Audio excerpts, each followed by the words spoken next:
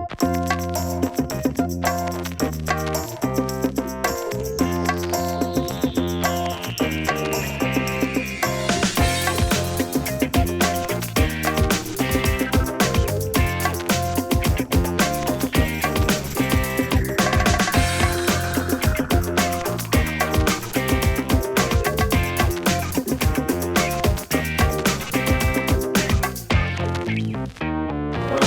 to Creative Mornings.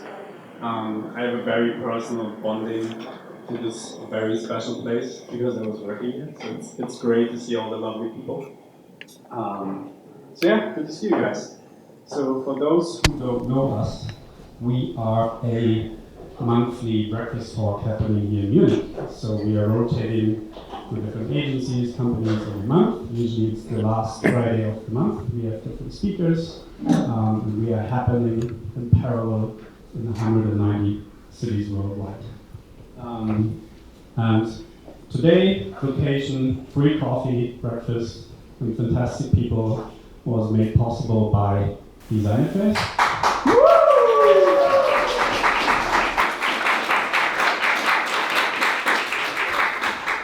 So thank you so much for having us. And of course, we also want to thank our sponsors, Tranquini. It's really good. It's good stuff. You should try one and take some home. So it's also free. So grab as much as you can and buy even more later in the grocery stores.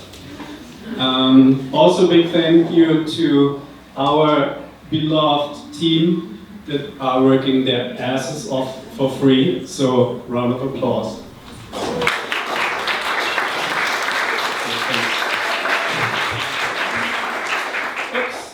And that was too quick.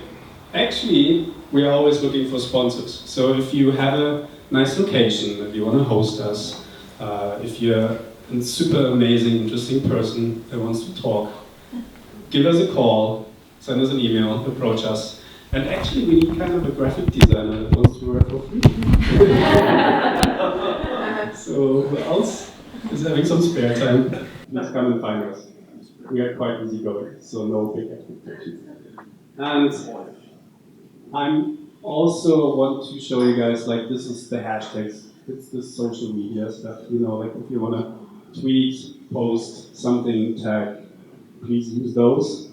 Also put design affairs everywhere. And this month's topic is survival. And I'm very happy to introduce my good friend Jens as the speaker. So enjoy the talk, and I'm giving that to you.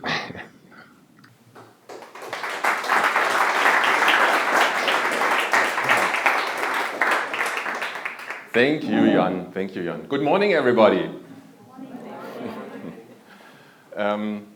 Thanks a lot, Jan, for introducing me. And welcome, everybody, to join this event. Now we have about 30 minutes talking about survival. And it was like some weeks ago that this lovely guy came to me and said, "Don't you want to talk at Creative Mornings?" And I said, "Yeah, why not? It's a good idea. I'd like to." But then, some minutes later, I realized that Creative Mornings actually is in the morning. So I was not sure if I can make it, but I made it here. I survived until today. And the topic of today, as Jan mentioned, is survival. So let's talk about this. Chapter 1, Survival. And I started thinking about survival and about the topic after Jan invited me to this talk. And survival, I think, is not the easiest topic, I have to say. And I started thinking, and the first thing coming to my mind was this guy. Bear Grylls talking about survival since years and telling us how to survive in different situations. Then I also thought about this guy who actually didn't survive. Maybe he should have listened to the first guy better. I don't know if you know, he was killed by a stingray during a video shot. Then I also thought about things like this. It went from television to movies, so I thought about this guy. Another movie, what is pretty much about survival. I think also not so much persons survived in these movies, Cube and Hypercube and so on. And of course, when thinking about movies and survival, it came to the point that also zombies came to my mind. So I want to show you this.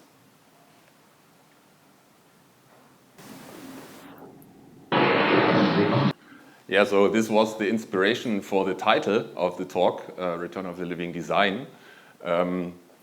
And when I thought about these zombie movies and about movies in general, there are always specific groups in these movies, and one group are doctors, medicines. And they are always appearing in these movies when it's about survival. They are like the trigger point that they can make people survive or also not.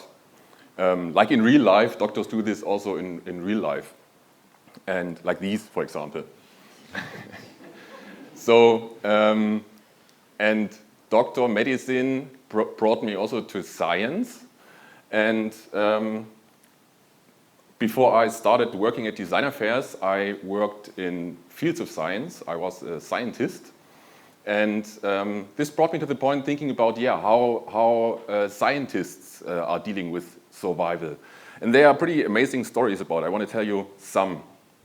The first one is this guy, 1905. This guy is called Nicolas Minovici from Romania. And he did like research on survival. He wanted to find out how the process of hanging is going on. So in 1905, there were pretty much people hanged, and also before. And it was never researched scientifically. So he did. How did he? He hanged himself, like you can see. He was putting a rope on his neck and hanging himself for 12 times. As he was quoted, he said, "The pain was almost intolerable." But he survived, and after this published a 238 pages long paper called Studies on Hanging. If you are interested, maybe you can look for this. He survived. The second one is a bit later, 1929, Werner Vossmann from Germany. And he was sure that he was a doctor. He was sure that he can reach the heart with a small tube. Nobody of his colleagues believed him, so he tried for himself. He anesthetized his arm, I think it was his left one, put a so-called intracardiac catheter 65 centimeters from his arm to his heart to give medicine to, or the purpose was to give medicine to hearts. So he was successful with this. Then he went downstairs to X-ray himself, because the X-ray was downstairs. And you can see here the original X-ray, and this is the catheter inside this guy. So he proved that it's possible to put a small tube into the veins or into an artery until the heart. Pretty amazing, I think. He also survived and later got the Nobel Prize for medicine. Third one, this guy, Dr. Barry Marshall from Australia, and he also had a hypothesis. He was sure that gastritis, what is a defect of the stomach, that this is not caused by stress or by spicy meals. He was sure that it's caused by bacteria. So what he did, you can see here, he had a small amount of these bacteria and he drank them. And after 3 days, he got sick. After five days, he got acid vomiting. And after 8 days, actually, this gastritis also took place at him. So he got ill. And then after this, so he proved that it's actually a bacteria what causes this gastritis. And then he started taking antibiotics, and it worked. So he had a cure for this. And he also survived. He fully recovered, so his theory was proven. And he also got 2005 the Nobel Prize for Medicine, where also this nice picture was taken. So survival in science, I think, is pretty amazing. And after this, after I looked at these scientists, I thought by myself, what actually did I survive? And I was not pretty sure. I survived Eastern Germany when I was young. I survived a minor car accident when I was 18. I survived, I don't know, several mornings getting early up. But it's actually not really it's not really a surviving, I thought. It's just I'm still alive. This is I think, what is the point. So I thought I have to look at this topic from a different angle. Chapter 2. Death. Let's talk about death. So there are several more figuratively deaths. For example, like the death by PowerPoint. I'm trying to avoid this, but maybe you also had a meeting what should have been an email sometimes. So this happens. I also thought about death metal. I thought about bringing maybe some samples, but colleagues said don't do this, so I didn't.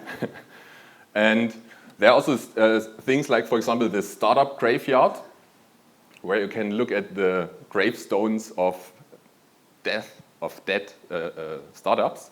Also pretty amazing. And yeah, then I thought, okay, I have still this scientific heart in me, and as a scientist, I always think about statistics. So I thought it's a good idea maybe to go to this death topic with statistics. And I thought about maybe showing you statistics like this, or maybe like this, or maybe also like this. But then I thought it would be even more fun to integrate you into these statistics. So now it's the part of participating. Are you afraid? You don't have to. You don't have to. It will be easy. It will be smart exercise. It's in the morning, so what I did is I looked up several statistic numbers of survival rates and death rates. And everybody of you got these nice badges. Does everybody have one of these? Who has none? Everybody has, okay. And on the back side, there are printed several symbols, several icons. And I will show you now some of these icons step by step. And if you have one of these icons on, you just have to stand up. Let's try this. So the first one is this one.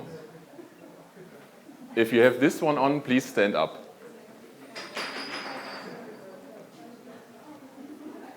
Okay, nice.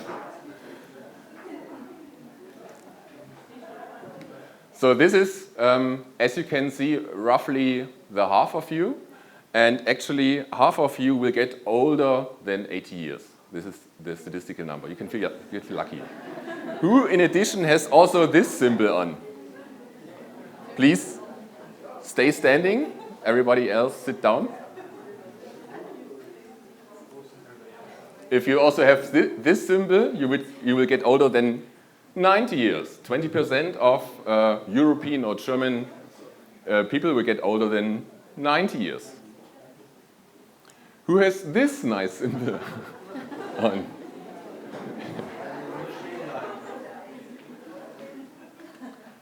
You know who this is, for sure? So 75% of the people in the German army survived the Second World War. 75%. By the way, also the first, it was similar at the First World War, 80%. Not so many actually survived the Spanish flu in between the two world wars. This was only 65% who survived the Spanish flu. So the Spanish flu was even more, killing more people than the world wars actually. Okay, next one, this one. Please stand up if you have this symbol on. Not so many. This is 20% of the people in 1662 survived their 30th birthday. So I guessed that the average age of you is 30. I'm not sure. You look younger actually. But 1662, there was a guy who did the first statistics on how long people live, and only 20% survived the 30th birthday. This?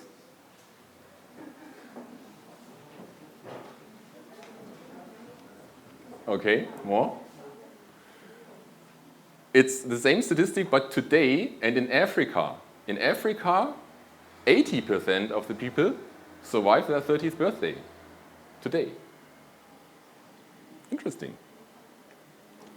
Now coming from survival rates to death rates. So, Jakob, you have this symbol on, also some more, yeah, okay. Death rates are a bit more mean, I would say. So 4% of the people will die by accident. Most of them in car accident, and 2% actually by falling down, just by falling down. These are the popular accidents when you talk about the most accidents happen at home. 2%. This one, you have this one, nice. So you are, as you can see, look at these nice people. They listen to death metal. Or at least metal, so thank you. This one, who has this symbol on? Nobody. Surprise, surprise. Nobody actually will die by terrorism. The rate dying by terrorism is 1 to 45,000. So we had this terrorism 2 years ago, but it's pretty, 0.02% will die by terrorism. Not so much, actually. Falling down is more dangerous. Who has this? Now going a bit more into the design topic. So, are you a designer? Yes? No? X? Some of you? UX? Okay. So, round about 11% of the designers will in the next years be replaced by a robot. So your job is dying, actually. I'm sorry, you have to look for something else. And last one, last but not least, this one. Who has this? Yeah, okay. You already mentally quit your job. 24%. Yeah. I hope your colleagues are not here today. So. Okay. Hopefully everybody was standing up and you're a bit more awake now. The last two numbers were pretty interesting. When I looked at all these numbers, I found the last two, and this brought me more into the design topic and into our work, into our everyday things we do. So maybe we are now a bit afraid of all these numbers.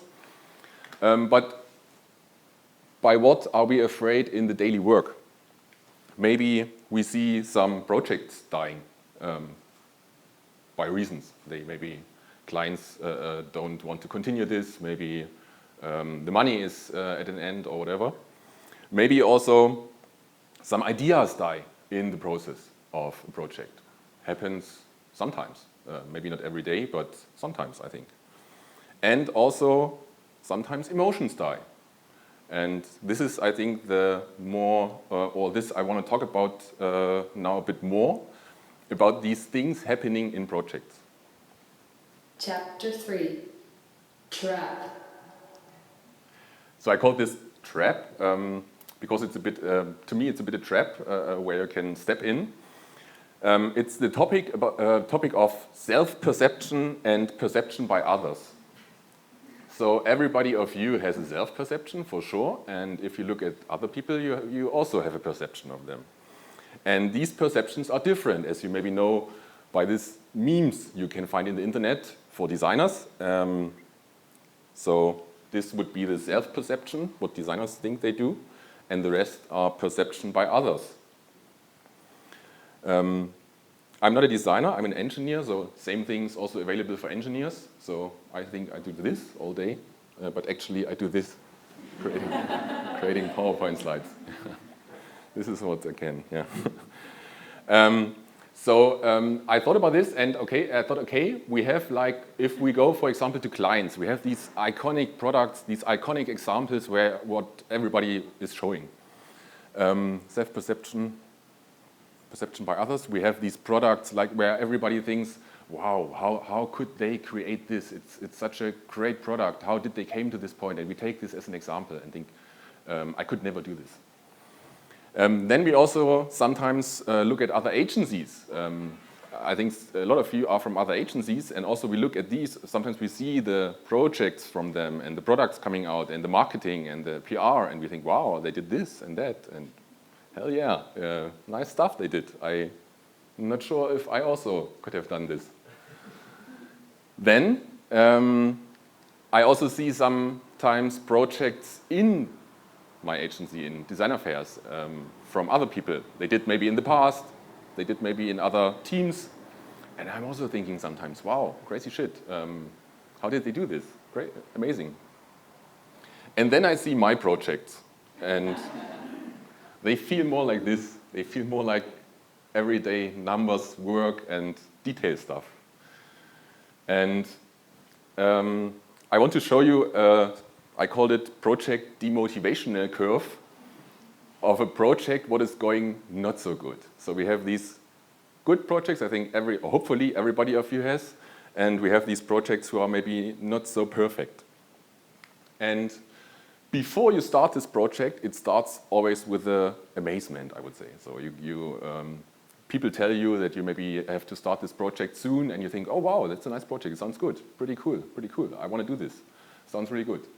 Then you start the project, and you realize, okay, it was not this super crazy shit, it's maybe just a small part of this. But you think still, it's fine, it's okay, I will do it. Then you start work, and it feels actually not so bad, I would say. It goes a bit up again. To me, it happens sometimes. When I deal with the stuff, I think, oh, I have good ideas on this and on that, and I want to continue with this. And then this happens. So it goes down. It's the emotions go down. You have to deal with the everyday detail stuff, and you think, oh man, again this, again the client. Projects would be so nice without clients.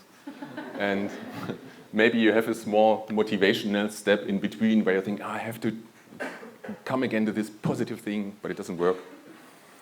And at the bad projects, you end also in negative emotions. After the project, sometimes some weeks, some later, it gets actually better to me. So when I look at projects what I finished month ago or years ago, they don't look so good in the view to the past. So maybe it goes up again, but these project zombies there, I'm not so happy with actually. So after realizing this and after thinking about this, I thought, yeah. And now, what to do with this? So I want to think about, with you together, what to do about this. Chapter 4. First aid. So what can we do on this?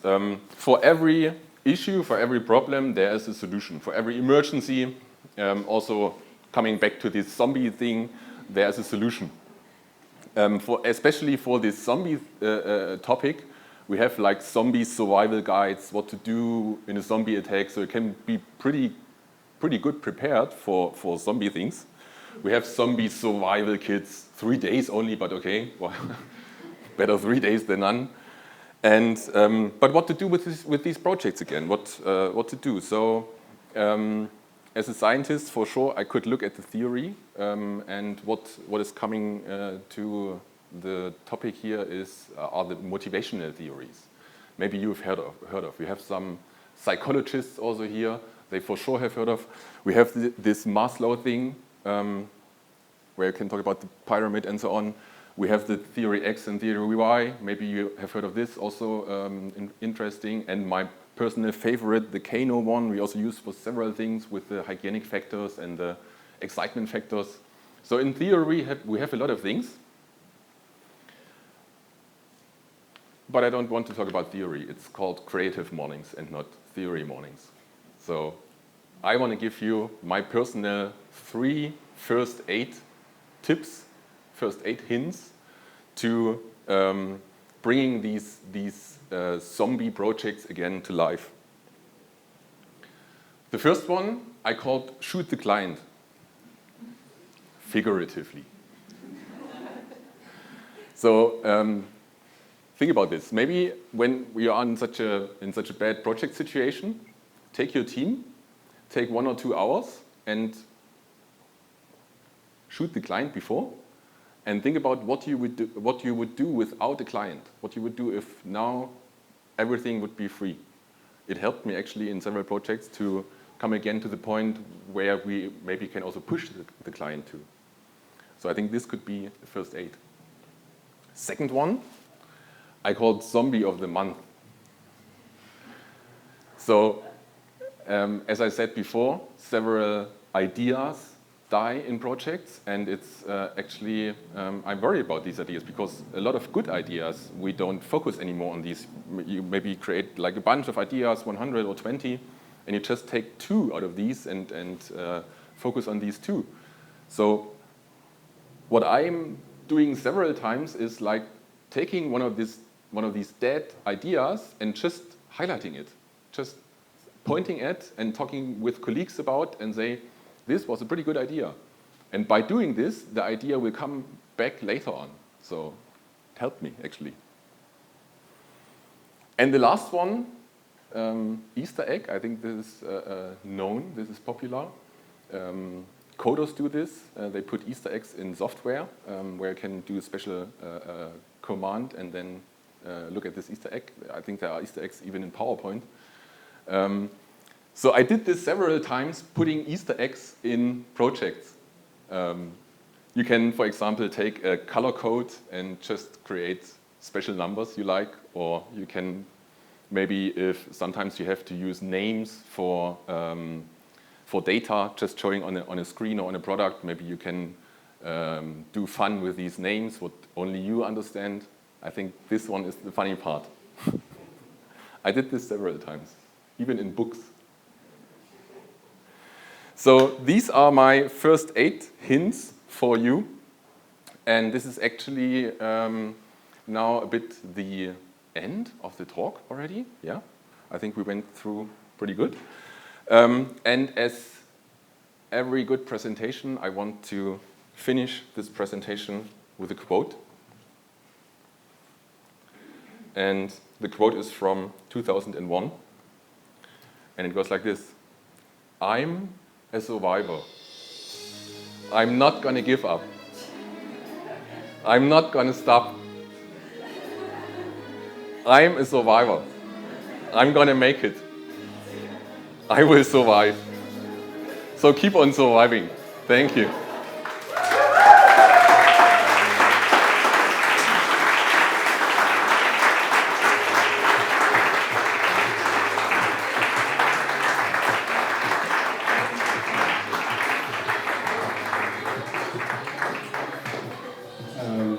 I don't know how to follow this. But as you guys know, now it's questions and answers time. So who has a question? Oh, don't be shy. Happy people? No? Okay. Death by PowerPoint. That's amazing. That's one. What was the worst or the biggest loss of a dead project for you? Of a project. The biggest loss? There are several. The biggest one, I'm not sure. The biggest one maybe is just stopping the project in between. Happened to me several times, actually. But not only to me. that a client suddenly stopped in the middle of the project. That's, I think, the worst to me. And did you ever follow up on these kind of stop projects in a different context with these highlights? Like the way I imagined your highlights were like, okay, this is an idea that wasn't put into the project, or the project was stopped and could have developed in that direction. Yeah. And did you ever follow up with these kind of talks on a project? Yes, yes, we are doing. In several ways, we are taking some ideas from previous projects into new projects. Why not? It's allowed. It's not forbidden. And we also sometimes start just a project out of an idea, out of one of these dead ideas, and maybe just do it for our own, like a not non-client project. Yeah. What could be the solution if you are working on a project and you are forced to combine different people together which are related to different kind of disciplines, and they are not really working together because they are also stuck with some other processes. They're keeping them away from your process. Did this happen to you? Yeah, at the moment. And I'm really dismotivated about it. Okay. Then you have to get them out of this other stuff somehow. I think that's the only chance. I think they're always willing, or are they? Yeah. Willing to? Nice people. Nice. Are you also nice? They're writing an email to me, and then they're telling me, okay, no problem, thank you for the briefing, everything. I will give you something back on the same day or maybe tomorrow, and then you write them 1 week later. Hey, are you still alive? I would say, I think it's not their fault. I think it's the fault of bigger issues. Yeah, that's true. I will kill these bigger issues. Do it. Figuratively. Okay, so Jens is going to be more around, so whenever you have a question, feel free to approach him. I need to... Yeah, go on. So the next Creative Mornings, it's not going to be the end of the month, it's actually going to be July 14th, and we're going to be at IBM Watts. It's going to be pretty kick-ass, so show up. Thank you guys.